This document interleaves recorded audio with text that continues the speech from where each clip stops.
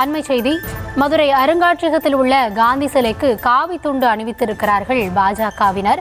பாஜக சார்பில் தமிழக பாஜக மேலிட பொறுப்பாளர் அரவிந்த் மேனன் தலைமையில் காந்திக்கு இன்றைய தினம் அவருடைய பிறந்தநாளை ஒட்டி மரியாதை செலுத்தப்பட்ட நிலையில் உத்தமர் காந்திக்கு மரியாதை செலுத்தும் பொழுது காவி துண்டு அணிவித்திருக்கிறார்கள் பாஜக நிர்வாகிகள்.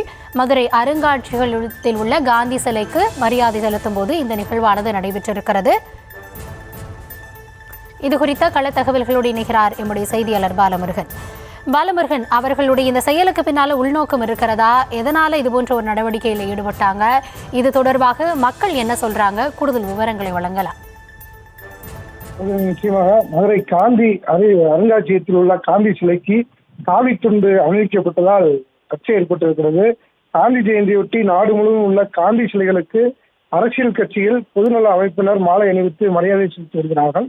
இந்த நிலையில் மதுரை காந்தி அருங்காட்சியகத்தில் உள்ள காந்தி சிலைக்கு பல்வேறு அரசியல் கட்சிகளை சேர்ந்த முக்கிய பிரமுகர்கள் மாலை அணிவித்து மரியாதை செலுத்தி வருகிறார்கள்.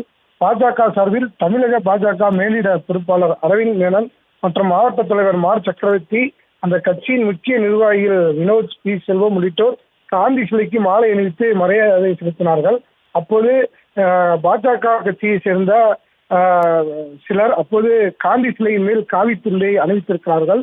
காந்தி சிலைக்கு பாஜகவினர் காவி துண்டு அணிவித்துள்ள சம்பவம் அப்பகுதியில் சலசலப்பை ஏற்படுத்தியிருக்கிறது. சொல்கிறேன்.